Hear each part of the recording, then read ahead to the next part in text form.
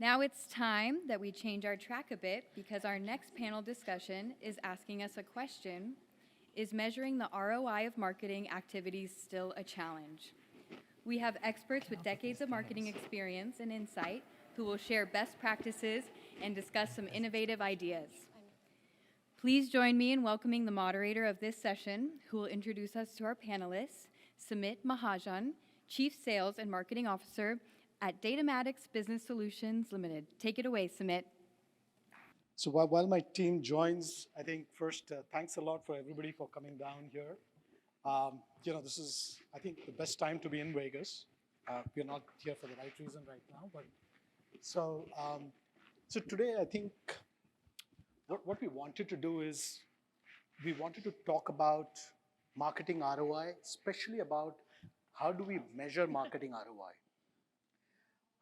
As all of us know, this is an evergreen topic, right? This has been going on. We've talked about it for decades, but I think the catch that's what's changing as we speak is with the advent of MarTech and with the way now there are attribution models, there is customer journey that we can track, it has become critical for us to now figure out, is this really doing justice to being able to measure marketing ROI in two ways.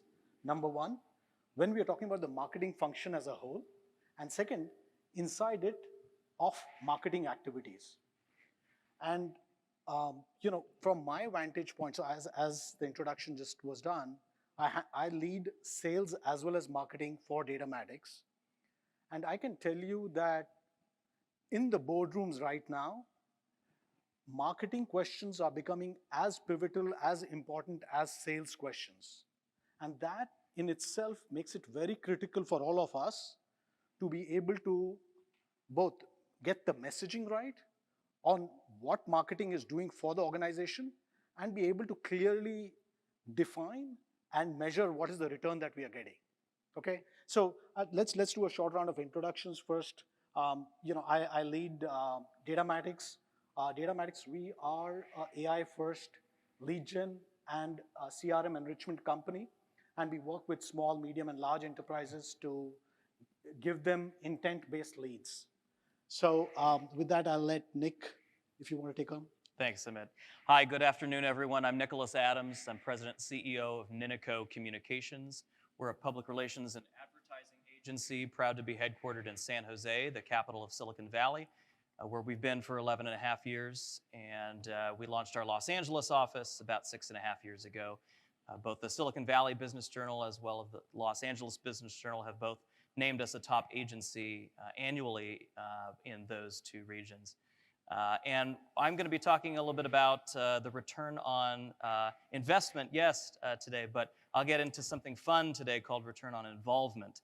And I hope you'll pay attention to what that all means to us, because I think there's some little nuggets of wisdom that we can pass along to you in that respect today. So thanks for having me. I appreciate it. Nice to be here. Hi, I'm Kaylie Schmidt. I'm the marketing director for Weibel Family Winery. We specialize in California sparkling wines and California champagnes, wholesale and private label. I also work with Herrera and Company and do elections campaigns and a lot of work in the political arena. So while there's plenty to talk about specifically here, I'm focusing more on the grassroots side of marketing. Hi, this is Madhu Gulati, and I am a startup investor with a lot of decades of experience as a marketing entrepreneur. I am the co-founder and the president and CEO of Marrina Decisions. We are a marketing operations agency, and we support clients like Google and Indeed with their any marketing operations challenges and how they overcome it.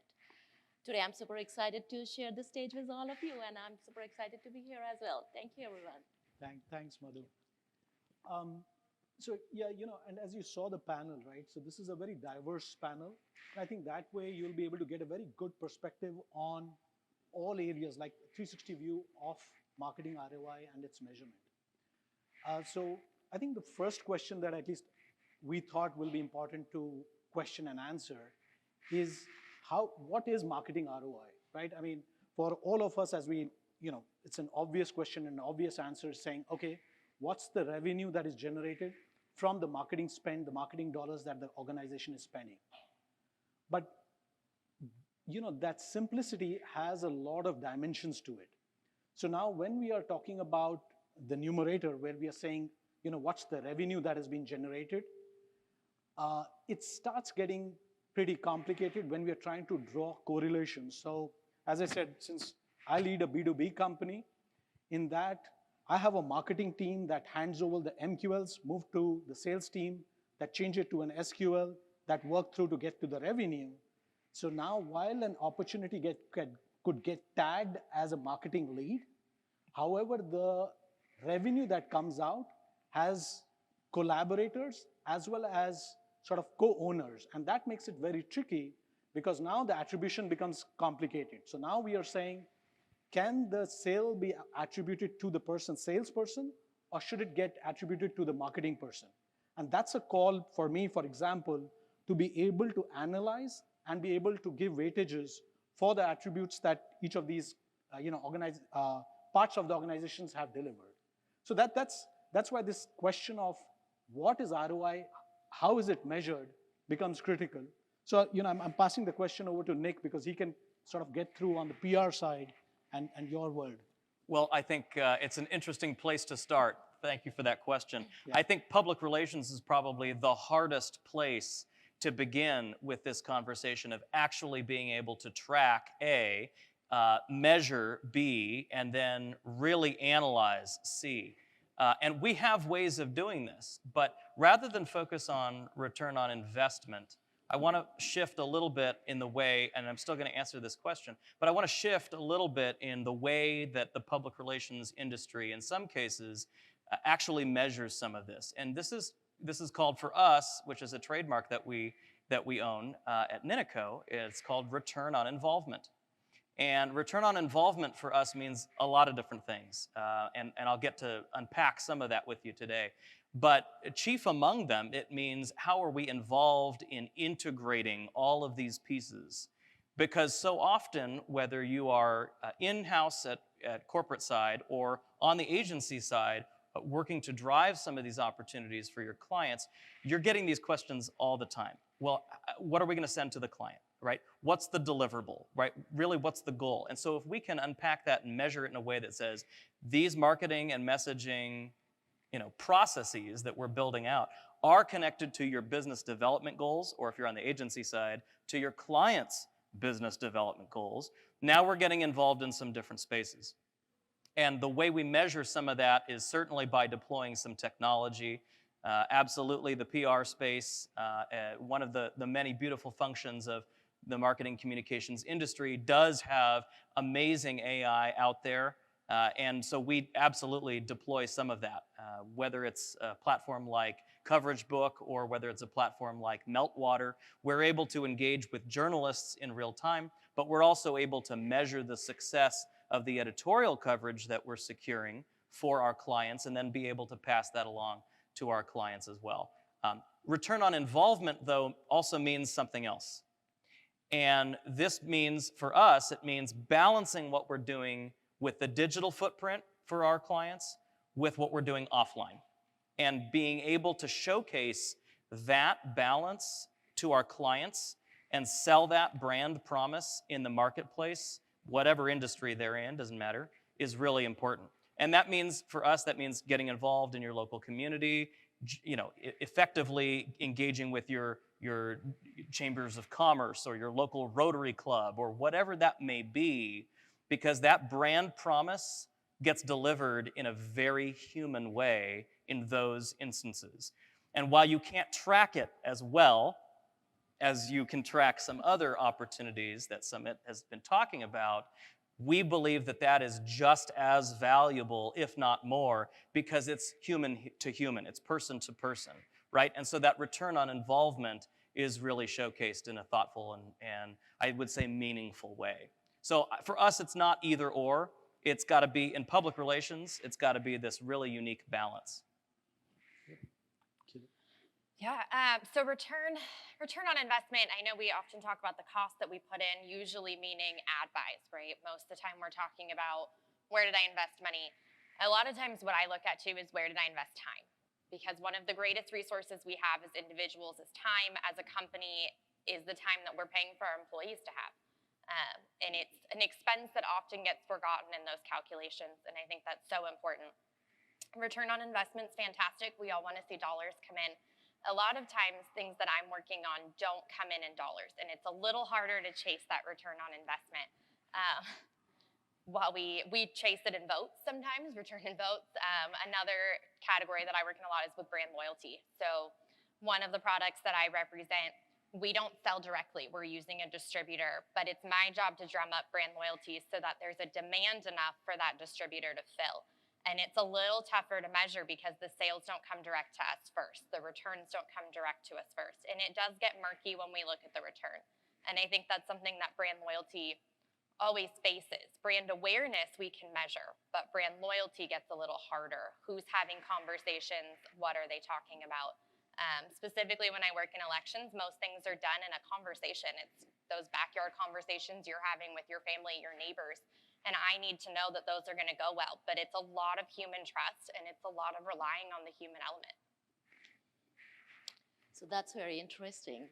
So I would go back to what Nicholas was sharing about PR. So consider PR as one of the channel, right? So where I come into the picture, my expertise is more on the demand gen funnel for big enterprises like Google and Indeed. And what happens there is PR is one of the channel. Now imagine there are 10 other channels. And then what Sumit was talking about is, the attribution. 10 channels, multiple attributions. It really gets complex. In layman's term, if I have to say what is a marketing ROI, I would just put it converting or connecting marketing efforts to the revenue. Very simple, right? Now, it gets complex when we break it down. Let's say you do one webinar and your pipeline goes up by $1 million. What would you think? Oh, wonderful webinar, success, right? But you don't know what went behind that or before that lead actually got converted into MQL. There might be organic search, there might be blog, there might be any other thing. So all that coming together and then getting to a perfect ROI is what is a marketing ROI, I would say. Now, of course, it's very, very, very challenging, I would say. I'll go 100 years back. There was a quote by John Wanamaker. He said, half of my advertising money goes waste, but the trouble is I don't know which half, right? So it's interesting, even today, when we work with senior marketing leaders, half of them, I would not say half, maybe a little less than half, they say that I don't know what I'm measuring, or I don't have the capability to measure. And this challenge is ongoing, and I would break it down to say, either you don't know what you're measuring, how you're measuring, and to what extent you are measuring and finding the trend, and are you taking any action even if you know that? So these challenges are still there, and I wish I could say, anyone can do it. There's a perfect example. We can say, oh, this is a perfect marketing ROI tool, platform, or this company does it. There is nothing. We all are getting better and better, but we are not there yet. It's bringing balance. Yeah. Yeah, trying to bring a balance. And I would say, there are some of us here at this conference who are on the agency side, and then there are also others who are on the corporate side. I think the corporate folks do it really well for their own brand. I would say the agency industry, the industry sector, does a really poor job of doing it for themselves, right? And so we're so focused, close to 100% of the day, Monday through Friday, how are we driving success for our clients? And that's what the conversation is. And that's how we drive success internally on the agency side. And I'm seeing some heads nod out there, so I know you are understanding what I'm talking about. I would challenge the agency sector of the Marcom space to think bigger and bolder and better about their own agency brand and what you do to move the needle successfully for your clients, you begin next year to do for yourself as well.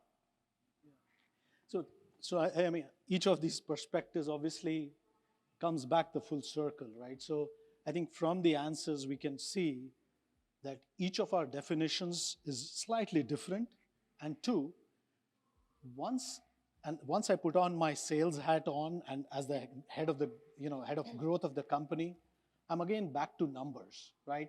And that's the part I think starts becoming tricky, because ultimately I'm going to spend dollars, whether it is, if you think about marketing, right? There are 4 channels I would put it into marketing: the inbound, the outbound, the sales channel, which is your own sales pipeline, and the 4th is the sort of the ambiguous channel, which is the brand and all of that, right?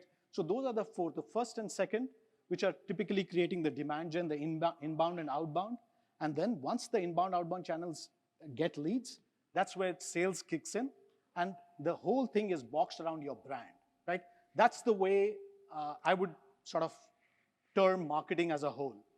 Now, in all of this, I think each of us have to work around what is getting measured today and what we think we can improve on. If I think about the first aspect, given I'm guessing some of you would be from MarTech area or at least use the analytical tools, in the digital space, I think right now, there is sort of a very good methodology to be able to track who's coming in, who's going out, and what's the return that is happening off that journey. So there is still a method to the madness.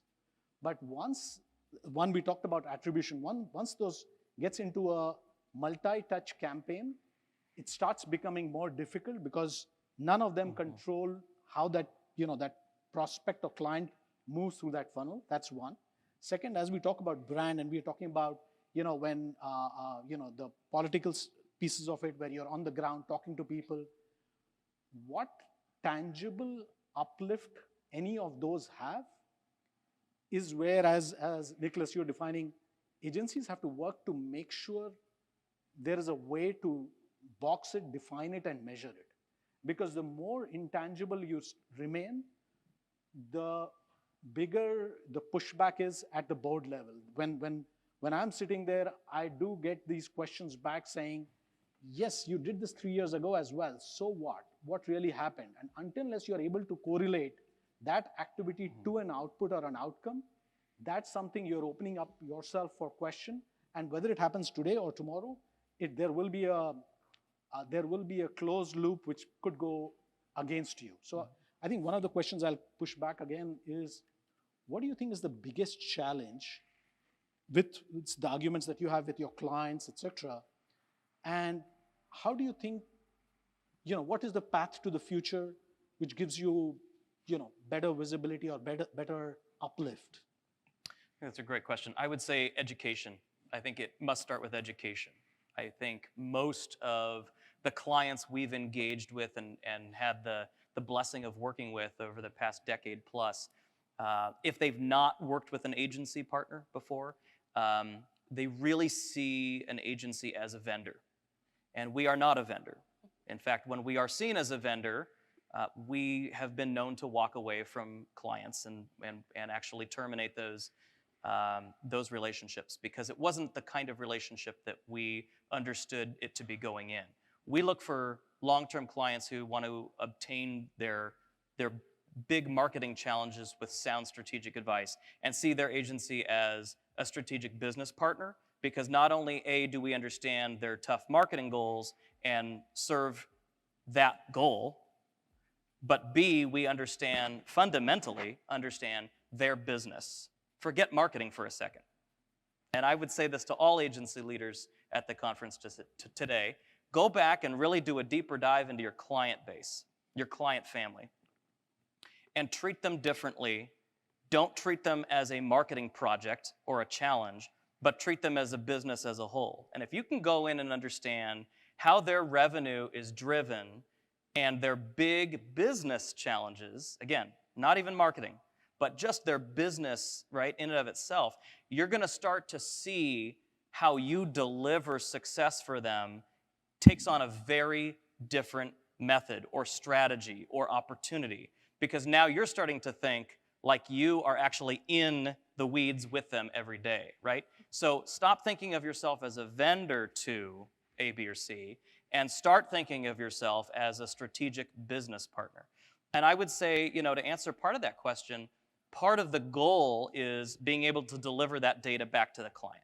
And so whatever, right, that's how we get those renewals, that's how they understand, that is actually moving the needle, right? And some of it, Sumit talks about the inbound. And I think while the inbound happening organically is important, PR can actually drive some of that inbound. So rather than pulling in a PR agency partner too late, as I would say, to just sort of talk about what's happening, messaging what's happening that's good and successful in the company after the inbound happens, in my opinion, that's too late. Bring an agency to the table early on and enjoy those conversations with that agency partner to encourage more inbound, right? The third-party validation in the marketplace for a brand or a business decision maker being quoted somewhere, having a feature profile by, pick your publication of choice, and your publicists or your strategists pitching that content and securing that editorial coverage, that can actually drive the inbound. So there's a little bit of a shift that I would encourage businesses and business decision makers to make, of pulling people in who are smart in this marketing space to encourage them to have some of that conversation earlier. Absolutely. So kind of piggybacking, and with all respect, Sumit, I think the biggest challenge I have is people who list brand as number 3. Right. Because if you don't have a Right. strong brand identity, those inbound and outbound will come to a halt. You cannot maintain that. You will come off as inconsistent. There won't be a clear who you are. So I would say the first challenge in any return is a strong brand. Know who you are and communicate it clearly.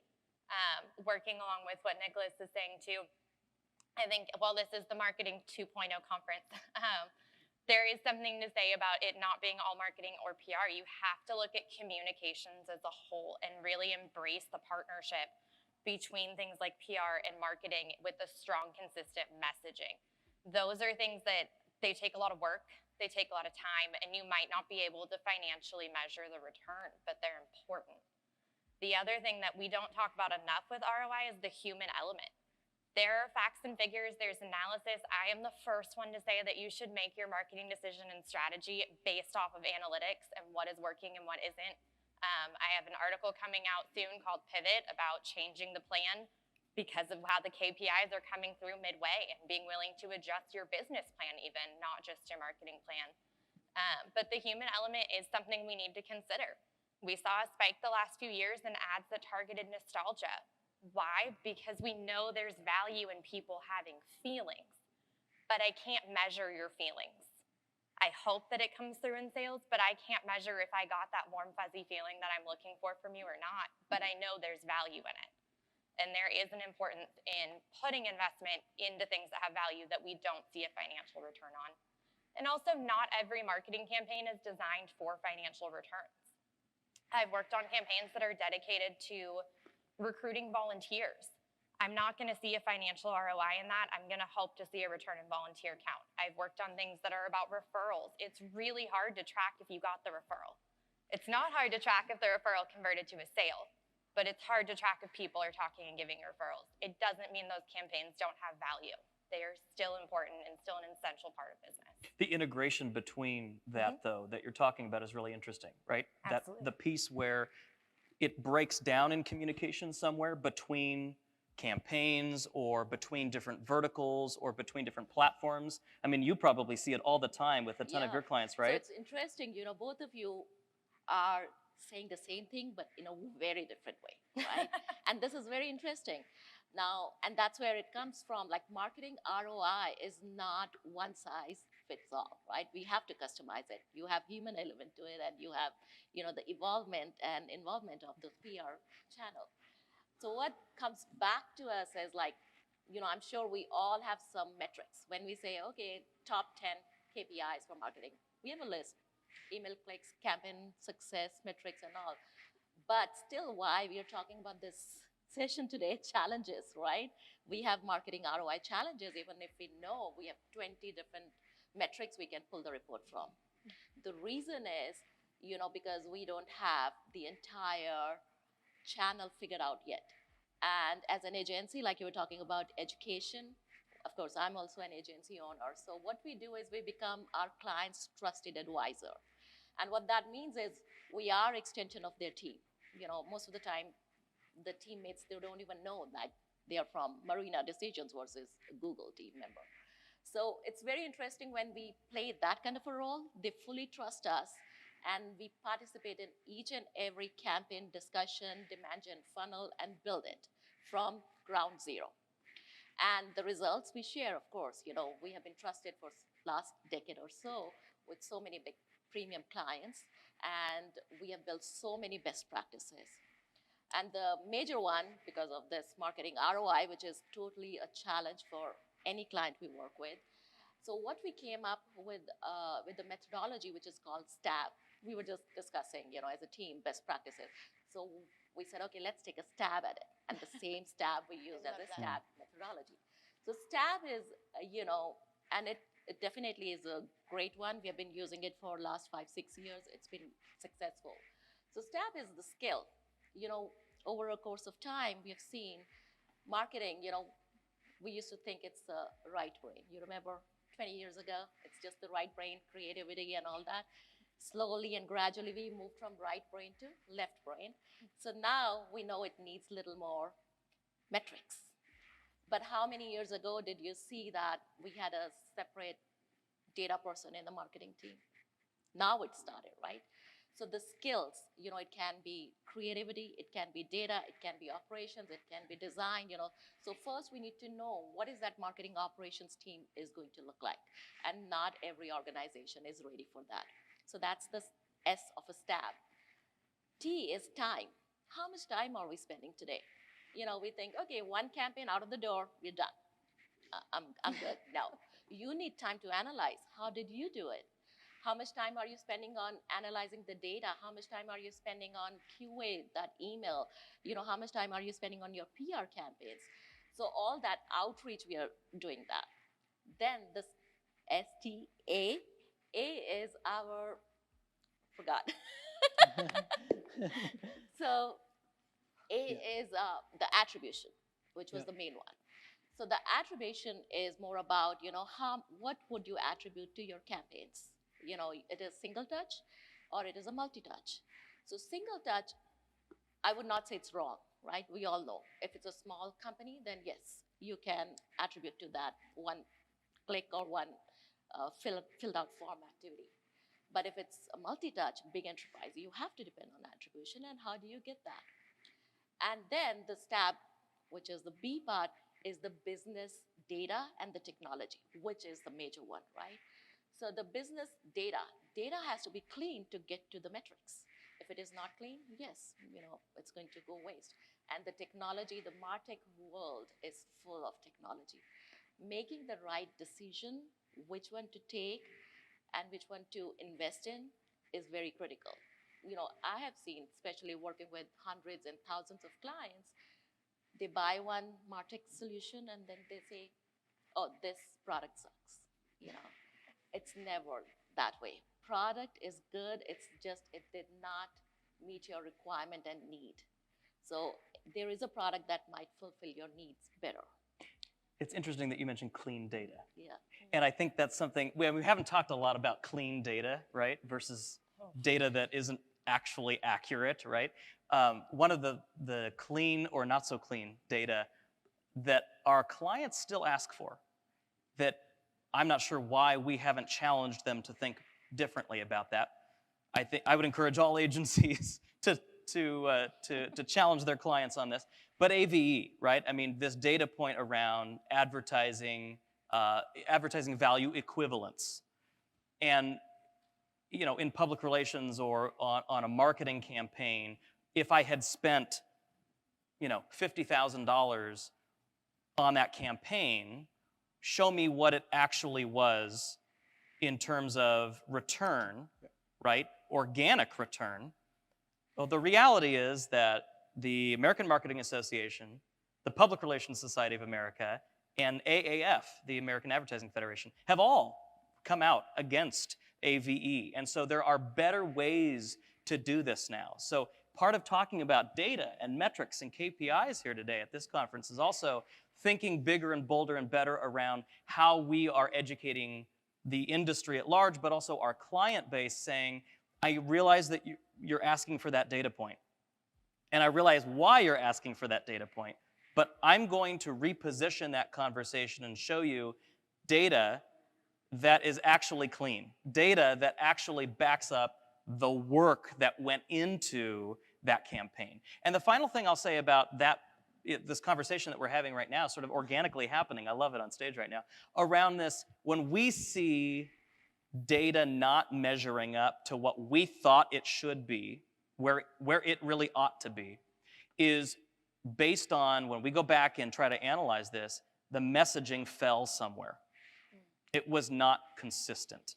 And so it didn't help meet that sales goal that Sumit had, right? It didn't move the needle, right? And so he's gonna look at this from a sales perspective and say, well, I'm not spending a dime on that next year, right? But it wasn't for lack of the data being real with you. The data was being real.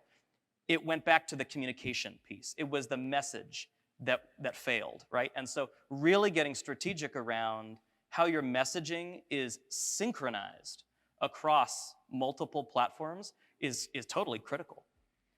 I think that's such a great point, and it really ties into what you were saying earlier too, that there's a failure sometimes not in the data. The data is there, but the data interpretation, right? That product didn't fail you, you plugged the wrong message into it. Right. Just because a tactic doesn't work when you deploy a campaign, it doesn't mean it was a bad tactic. It doesn't mean that the data that said your customers are there was entirely wrong. Sometimes we have to stop and look partway through and say, okay, I really believe that data was right, but what's coming back in my return isn't what I expected. Don't kill the tactic, look at the message. Yeah, and I think, see, I'll try to sort of summarize. Obviously, each of you have great perspective on this. I think, and especially in this particular case, in a way, I would be your customer in a way, right? So I'm sort of being critical because of some of what I'm trying to think through and putting on a sales as well as a growth hat. I think you're right. I think in each of your cases, you're saying, you as partners, you are very strategic, you are very collaborative, you are very, you're trying to make sure that the brand and the messaging is right, so that that touch and feel of that organization is correctly positioned into the market, right? And I think, and to your point, I think some of this is tangible, some of this is intangible, right? And I think from the corporate perspective, I think that is the point that I'm always looking at, and I think many leaders that are here would understand. If you look at an organization, most of our sales budgets are, say, 15 to 17% of the revenue of the company. My marketing budgets are 1 to 3% of my organization's revenue. And so what that basically means is that that is a smaller percentage, and hence I want to make sure that I'm taking a very right decision because it's absolutely at the top of my funnel. And I think, Kaylie, you were right. When I was talking about brand, I was saying brand actually boxes the whole organization. So I'm not saying it's number 3, but it is perhaps the most strategic thing. But for us leaders, the challenge is to make it tangible, right? So when I'm spending in my budget this year, and I'm saying I'm spending on the brand, my board is going to ask me, okay, so when do I see something out of what you're spending on brand? 1 year, 2 year, 3 year, give me a time horizon, right? I'm on the clock on that. So I think these are great points. And the piece to point around strategic as well as collaborative, as well as data-driven, is that more of us are hence trying to move the needle on this matrix to saying marketing can also be looked at with LTV by CAC. Okay, again, might be this is a concept relevant or not relevant for each of you. But what I'm saying is, if your brand is doing a good job, the relationship would be a long-term relationship. So don't look at dollars earned from an organization this year. Look at it over a period of time, because that gives you that, hey, you did actually do a good job on the brand, right? So it's sort of long-term value. When I'm talking about the denominator, I'm talking about the customer acquisition cost, right? So when you're talking about that effort that you're saying, on the ground effort that you're trying to do, whether it's a PR effort, all of that for me as a leader, I'm looking at it saying, this is a part of the customer acquisition cost. And as a matrix for an organization that is thinking long-term, this should be in the right trend. It doesn't need to have a, it doesn't need to go up and down. It can have a very, slow growth path, but it should be in the right trend. It can have blips.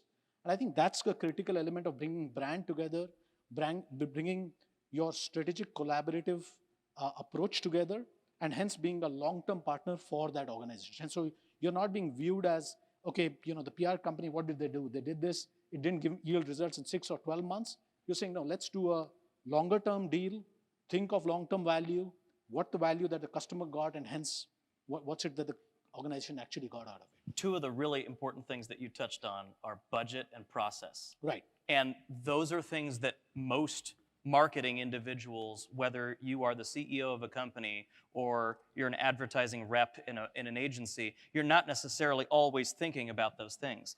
But you're right, when it comes down to it, the budget is going to drive a lot of that, right? And it's fascinating to hear you say, oh, sales is at 17%, right? I mean, that's a massive number when you really stop and think about it, and marketing is maybe 1 or 2%. So what's going on here? Why is there this chasm in better understanding how to partner with marketing? Not use it. I don't want to be used. I want to partner with you, right? Right? I'm not that going back to the vendor idea, right? I'm not a vendor. And then the process piece, right? It's okay. Well, what's the process that really works? Is it a quick project here and there? That doesn't work. Come on, let's be real. That doesn't really work. A project effort here or there is a Band-Aid approach to anything in marketing. It's not going to be as successful as it could be or should be.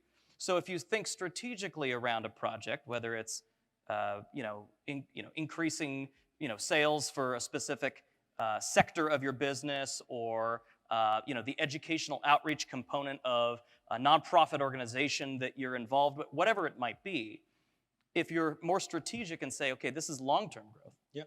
Because short-term growth can be motivated in other ways, but to really tap the power of marketing, we're going to think long-term. That's why our agency doesn't do anything under a 1-year agreement with any clients, right? PR, I would say marketing in general, is not a tactic, it's a process. And if you treat that process with utmost respect and really partner with that process, watch out, because magic can happen. Yeah, absolutely. I think what Nicholas is saying about the long term, I mean, even within marketing plans, there tends to be a lot of focus on a campaign, and we look at how is this channel returning. But it's also really important that when we go to the beginning and we're planning that campaign, that we're looking at a longer lifetime picture of how we want this company talked about. Who do we want to be in 10 years? Who do we want to be in 20? Because while we might be trying to get customers tomorrow, you want to make sure that those are the same customers that you want in 10 or 20 years, and that you're not doing a full pivot in the middle. I would also encourage any company out there, even smaller companies, to find a partner. And it might not be a PR firm quite as stellar as Nicholas is, depending on your budget. But even if you're just partnering with them for audits once a year or every other year, it's easy to be so ingrained in your own company that you're interpreting data how you want to see it. Or that you're just missing an image because that's not your perception of your language. And it's important to have that third party come and check you, remind you, and help you. I would encourage any company to partner with another agency at least a little bit. Madhu. So this is very interesting, like the budget, especially the marketing and the sales budget. We all hung on to the budget. That was so funny, right? I love it. It's very real. Context, this is B2B I'm talking about. I'm talking about my budget. So, no marketer wants sales. Personally, I've worked with a lot of startups, and I've had a lot of other clients in any vertical you talk about. And of course, we are on the marketing side. So the very first thing when we sign an agreement with the client, you can easily make out it's a sales-driven or a marketing-driven company, right? So sales has more budget or power versus marketing. And the way you do that, and it is changing, now because of the marketing ROI. So the way you do that is, if you are able to justify your marketing spend, to the CFO, the CEO, you are in good shape. You would have that power. Sales is always going to be the leader. I would not deny Right. that fact. But the moment you are able to produce those metrics, the ROI metrics, to Exactly. CFO to get more budget, you justify it. So, most of the time companies are moving where, the perception, so it's a change management thing. The perception is marketing is cost center, right? But now when the marketing leaders are thinking about it and they are able to prove the marketing ROI, what they are doing is they are changing that perception from the cost center to the revenue center. And that's the win-win game for everyone in an organization. And I would say bringing them in early enough, Yes. right, really then becomes fundamentally critical to prove that it actually can work. Yeah. So that should be the goal. When we take on any project, we do the audit and then we start with that end result in mind. So, we are able to prove the ROI on each and every campaign, the attribution, and then, it's a success for everyone. And I think that in a way, all of us hence agree that's why marketing ROI measurement is so critical. So I think we have a minute left. I don't know if there are any questions. Apologies, obviously, we didn't get a chance, but yeah, please go ahead. You can hardly see anybody. But I know. yeah, it's tough to see. Sorry. Can you hear me? Yes. Okay. So we all agree that it's a bit hazy and it's difficult really to measure how effective marketing is. And my question is back to education, because like if we don't educate our clients or stakeholders, like they can just take the budget away, right? So it's a little bit of a question to you guys, like what do you do to educate your stakeholders, your clients? Is it a workshop, onboarding, weekly or monthly touch bases? Just a little bit of best practices from you. Thank you. Sure. I'll start, I guess. But when I'm in-house, I focus more on quarterly meetings, updates. Out of house, sometimes it depends on who I'm working with and what they need and the time frame of the end goal. But for me, I think the biggest thing is communicating the metrics that you're going to use to measure it right when you start. This is our goal, this is how we're going to measure it, and this is what we're looking for. And then updating compared to that throughout. Hey, our goal for quarter one was here, we're actually here. Or we're not doing great here, but we're making this change based on this. And just speaking numbers. There's not a company around that doesn't speak numbers. Unfortunately, it is hard to communicate things like brand loyalty even back to the company that's asking for brand loyalty. Because it's not in numbers. But I would say just establish the metrics you want to use the day you establish that you're going to start a project.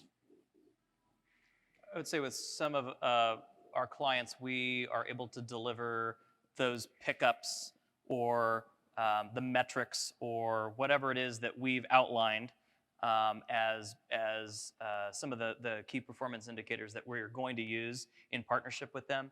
On a quarterly basis, we deliver, sort of end of quarter reports, we call them, to all of our clients, and that reporting is certainly in there. The data is backing up what was secured, in the press, right? Press coverage now is linked to the data that is being presented, so that's helpful.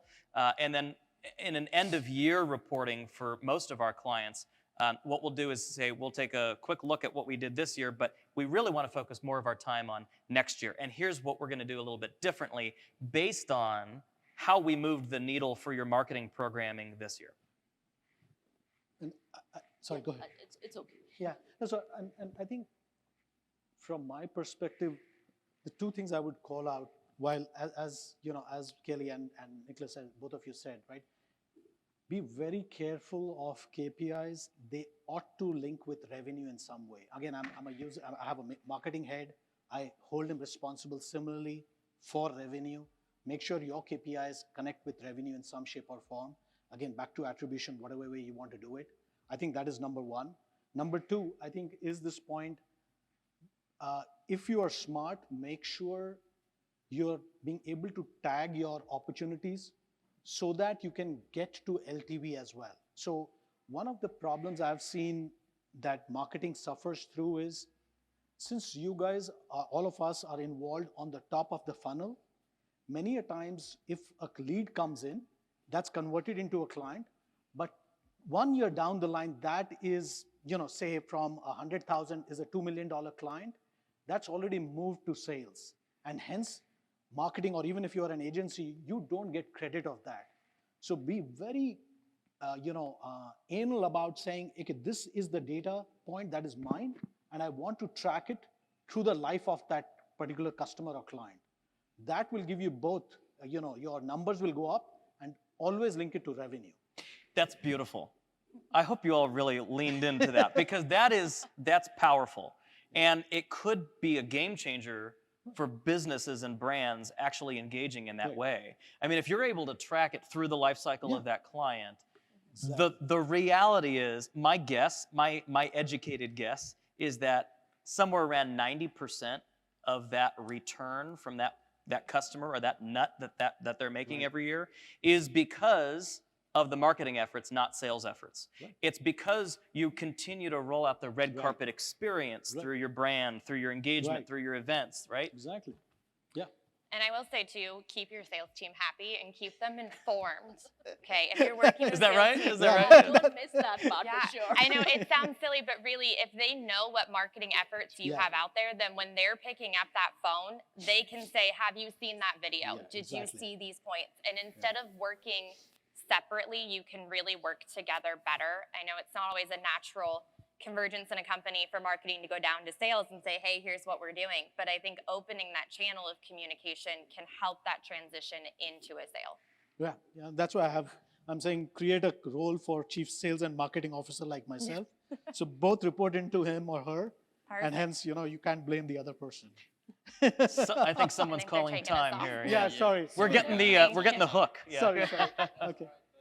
That's all the time we've got. Sorry. Okay. Thank Thank you, you so guys. much. Hopefully this was helpful. Thanks, everyone. Take Happy care. holidays. Cheers. Happy